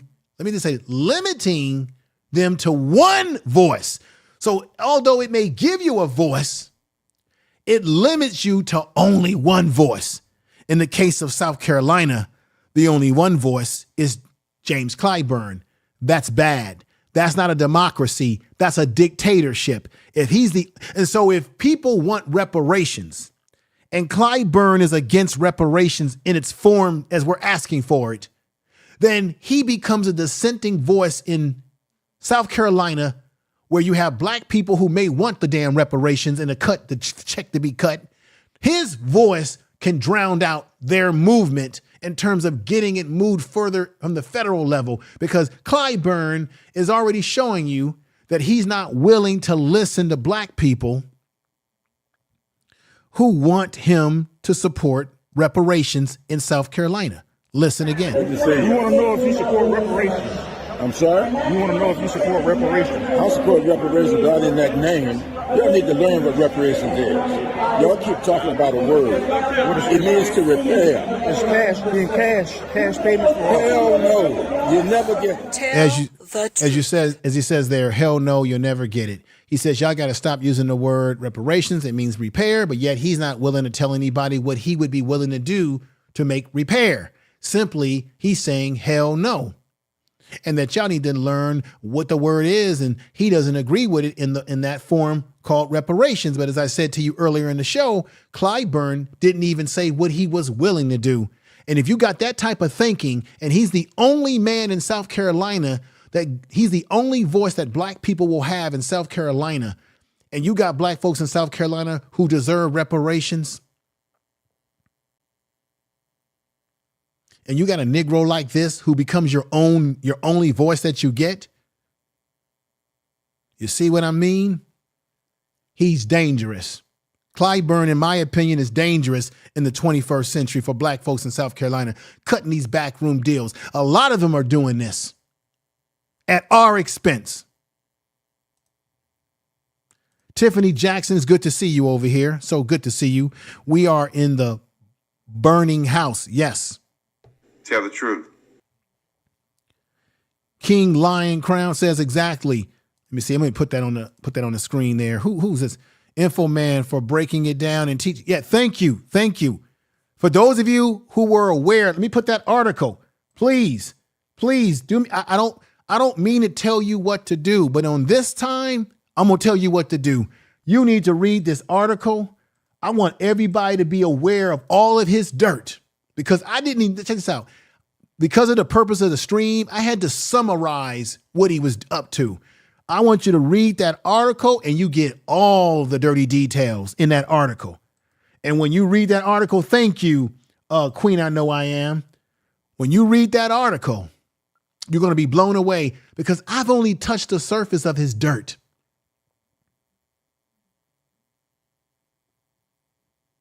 Thank you, Oh Reliable, for being here. Thank you, Keep. What's going on, Keep? I am not a Democrat or a Republican. I'm a black Christian socialist. Okay. You can be what you are, but this still, you can be whatever you want politically. But damn it, at the end of the day, reparations got to be paid to black folks. Right? Because reparations ain't about your religion. It ain't about your personal belief. It ain't about your personal sexual beliefs. It's about what's due black people. And it's due to what? They owe us a debt. So I don't care what your religion, your political affiliation, it don't change the fact that a debt is owed. Period. End of question, end of discussion. I don't compromise on that one. And I'm gonna tell y'all, everybody in the chat room, and this goes for me too.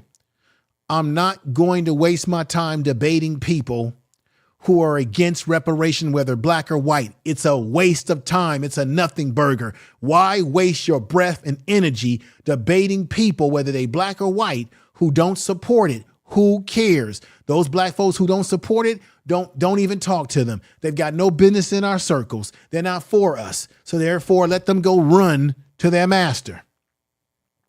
We're going to do and champion what we got to do over here and anywhere else on these platforms and anywhere else in this world. It's just that simple.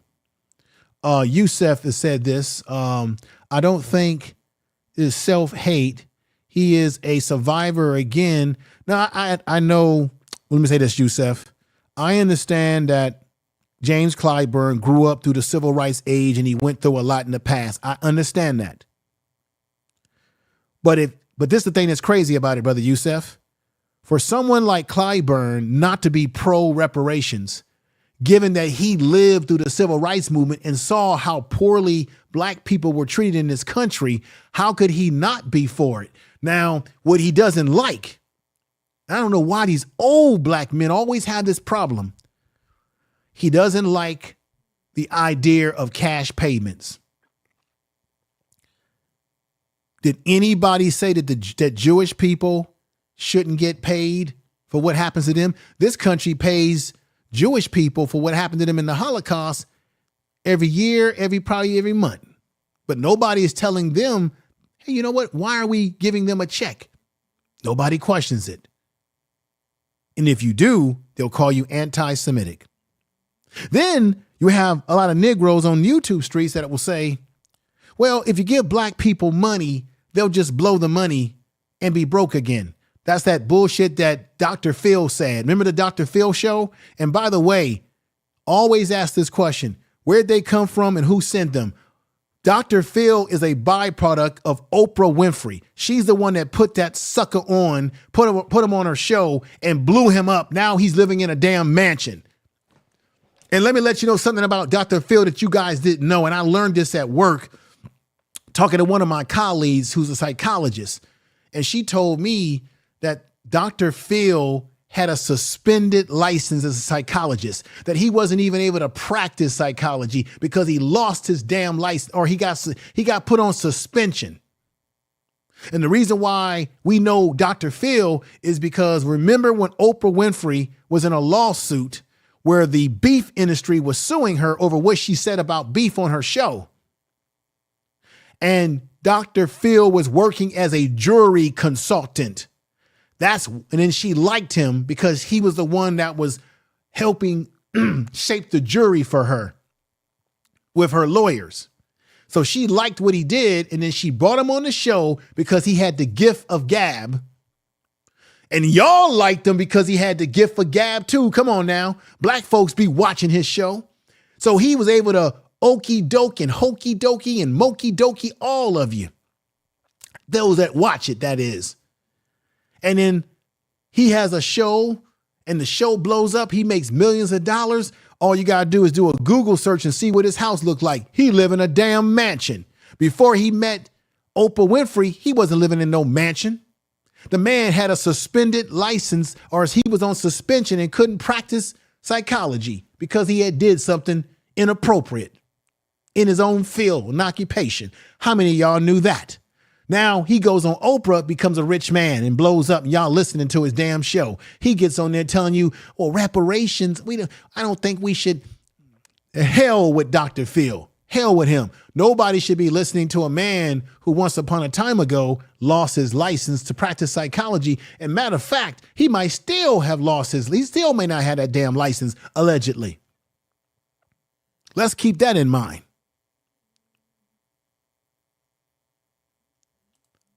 I'm telling y'all the truth, and you know I'm telling you the truth. That's what you're getting over here. A lot of people don't know that little dirty secret. Why don't Oprah Winfrey bring black people on her show and let them blow up? But she blew Phil up. She's the one that brought you the sucker. And he gets up there talking about, well, we don't need no reparations and nobody should be listening to Dr. Phil. He's a failed psychologist. Even my own colleagues told me this at work. But on television, everybody takes in what he says and holds his words as if it's the truth. But within the world of psychology, he's a nobody. Nobody quotes him. And when I talked to my colleague, she said, nobody takes him serious. He's a joke within the psychology circles. We got the beautiful Bernice. Tell the truth. We got Queen I Know I Am saying, let me see, Doc Paid and Phil. Yeah, the hell with Phil. We got Robert H saying, Oprah also brought you John of God. Yeah, she brings you all these kind of goofy people. You're absolutely right. You're absolutely right. I don't ever listen to this team who say reparations would ruin black people. Yeah, because it's the same argument that if you give black people money, we'll go broke. Check this out. Now I'm about to diagnose this right now. Check this out. Listen to my logic before I get ready to end the program. This is why that argument is a dumb argument, that if you give black people, we're going to simply spend the money. Certainly there are black people that are going to manage their money properly, right? Right. Then they want to use the example of the lottery. The lottery is a very isolated situation because not that many people even win the lottery. So if you look at that statistically, how many people actually win the lottery, and then there are those that win it and go broke, you can't use the lottery statistic. You can't use lottery as your argument because the majority of people who play the lottery don't win the damn lottery. It's just random people who win. And then sometimes they go broke, but those are people who didn't know how to manage their money. Now, check this out. Black people say this dumb stuff all the time because we don't have no respect for one another. We don't respect each other's intellect and competency. But how can you sit up here and say that black people will mismanage money when this whole society that's not run by black people has mismanaged money? Right now, the United States is about to go into a default.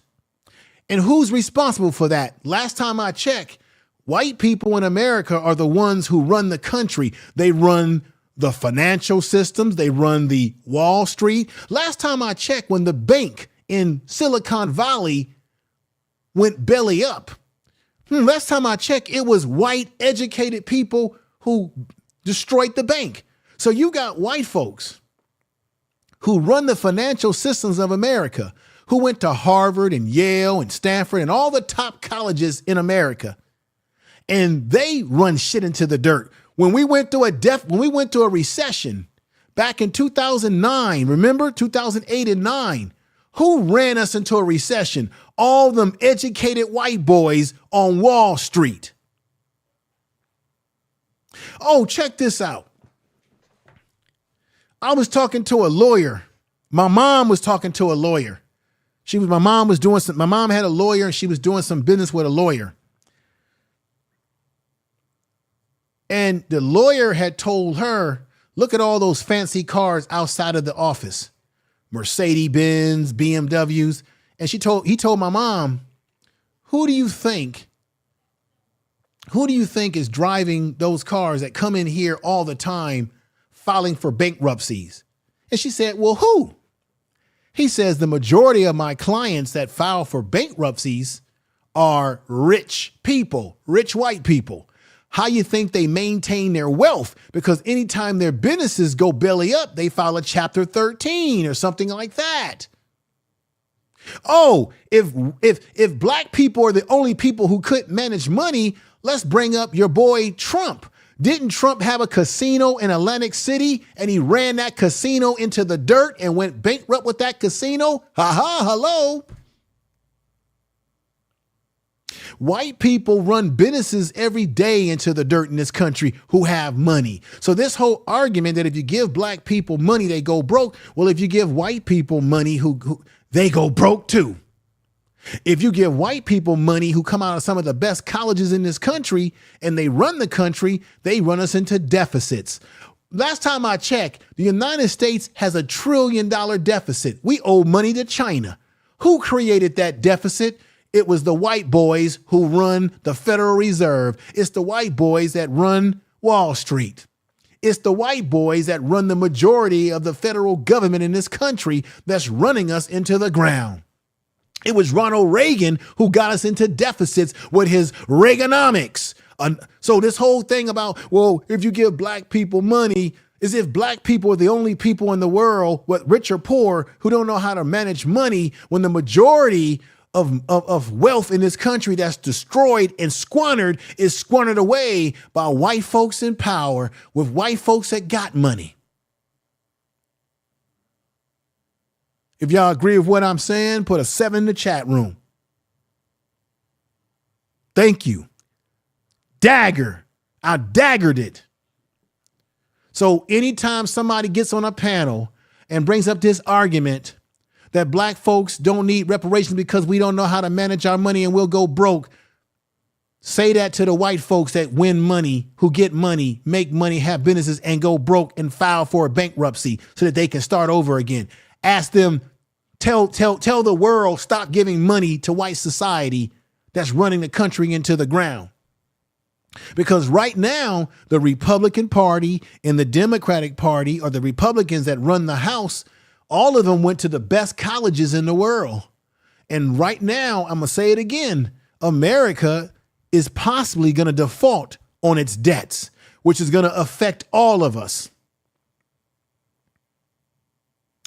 You got a bank in Silicon Valley that goes belly up. Who ran it? Most of these financial institutions in America are not run by black people. They're run by white folks who are running everything in a deficit. All the debt that we got in this country, all the financial issues we have in our country, black folks weren't in charge of it. When they bankrupt the system, it affects all of us. If a black person gets reparations and spends up all their reparations money, it only affects that black person.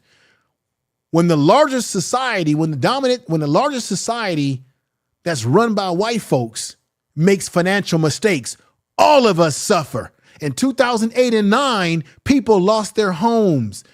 Home markets went down. Of course, people brought more home than they can afford. Let's be honest about that. But when they make mistakes, them white boys on Wall Street, they affect all of us. You, me, our families. Now you tell me who needs to go to school and get a new lesson on how to manage money. Is it black folks or is it white America that controls everything in this society? Tell me I'm not telling the truth. I dare you. Because I gave you tangible examples. You got Donald Trump that all of y'all love so much. Donald Trump's got 37 bankruptcies. So, but you don't hear anybody saying, don't give Donald Trump no money because he's a white guy and, he don't know how to manage his money. But he got 37 bankruptcies. And then you're going to sit up here and tell me about what black people going to do with their money. Shut your mouth. Child, shut your mouth.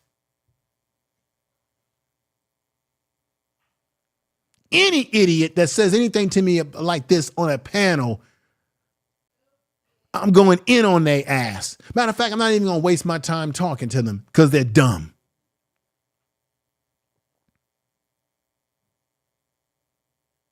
The reason why we do that to each other because we have cultural conditioning.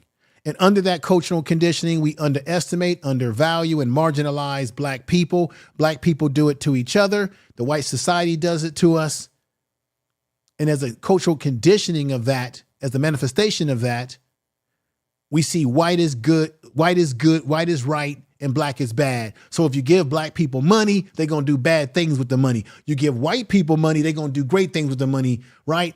And then you'll get a couple of Negroes on YouTube that'll say, well, white people built this and that, and white people crashed the damn stock market in 1932. Who you think was responsible for that? Pasco. Let's see. PG Morgan, the Morgan family, the Rothschilds. Even though it was orchestrated.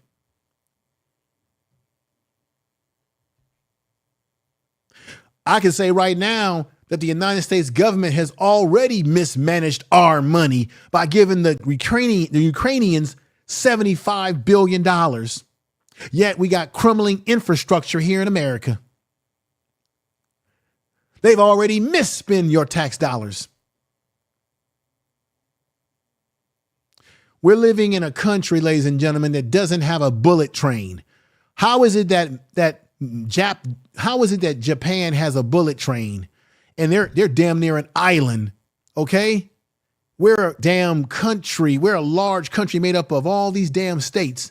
And we don't even have one damn bullet train. But Japan has a bullet train. It's common transportation in their country. We got bridges crumbling apart.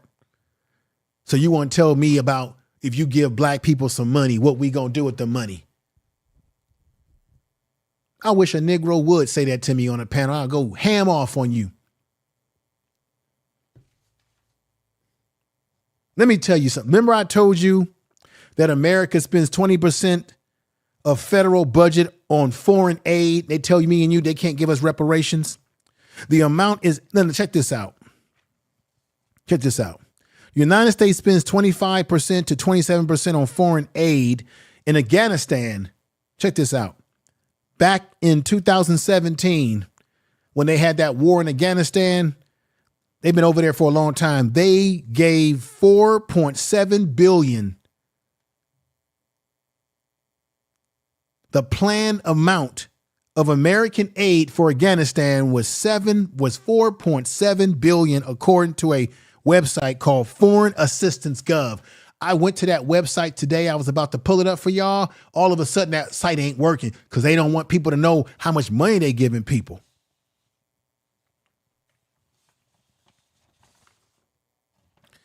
Guess how much money Israel gets from the United States? Israel comes in at second amongst United States aid recipients with a planned distribution of $3.1 billion in 2017. Just in 2017, they gave Israel $3.1 billion, and they continue to give them money every year.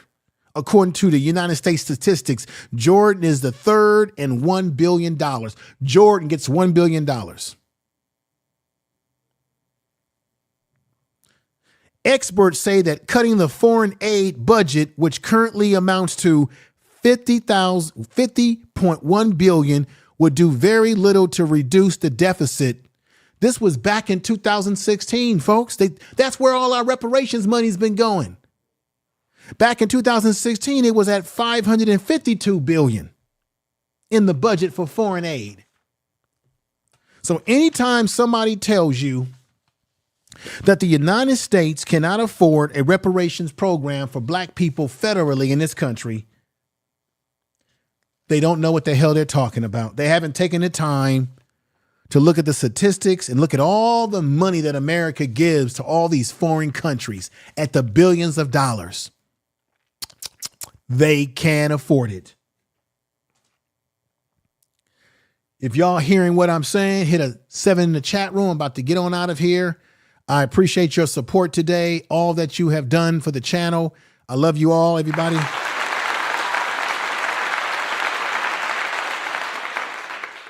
I want to thank you. I'm sorry to hurry off like this, but I went through a diatribe there. Make sure you check out the Prime Sports Media channel. If you like sports, you like football, you like what's happening at Colorado with Deion Sanders, go check that channel out. Thank you for the super chat, Deborah Guns. The American government has no shame. Corrupt. Facts. Facts. Thank you for that super chat. I appreciate you, Deborah Guns. Thank you for the super chat. Thank you for that super chat. I appreciate you. I appreciate you. I appreciate you. I got to get on out of here. Ladies and gentlemen, check out this. Continue to watch the videos on this channel. I'll come back with some more content very soon. Check out Prime Sports Media, my sports channel. Check out Information Man Speaks podcast. I will be launching content over there. Info Media Live. Check it all out. But definitely check out the Classified Black channel where I get into very mysterious topics. Classified Black. Subscribe to that channel as well. Classified Black. Okay. All high cases. You'll see me on there. Check out the Prime Sports Media. Get over there and subscribe right now. Check it out. That channel's popping. It's popping. It has great potential. Okay. Thank you all. Yapo, everybody in the chat room. I love you again. I'll be back with more presentation very, very, very soon. With that said, everybody, take care. Peace. Thank you.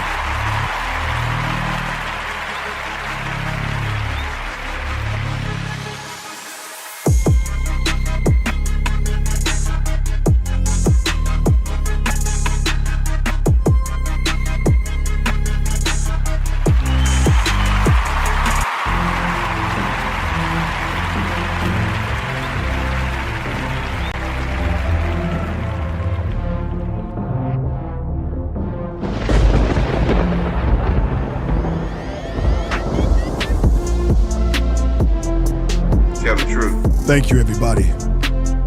Tell the truth.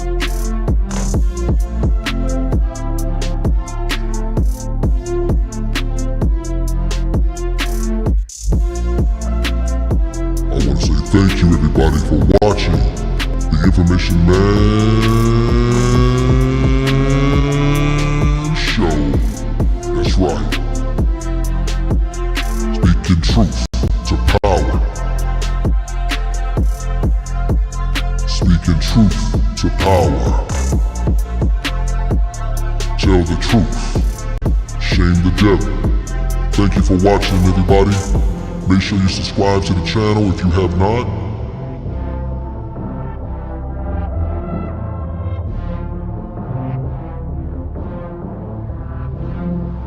You are listening to Information Man. Please make sure to subscribe to his channel.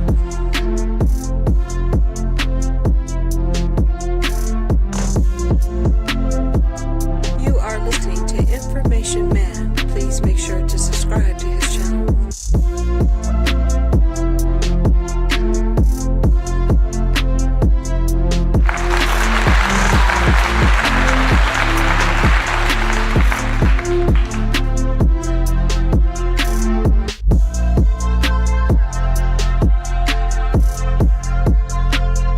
I'll see you around the Yushu streets.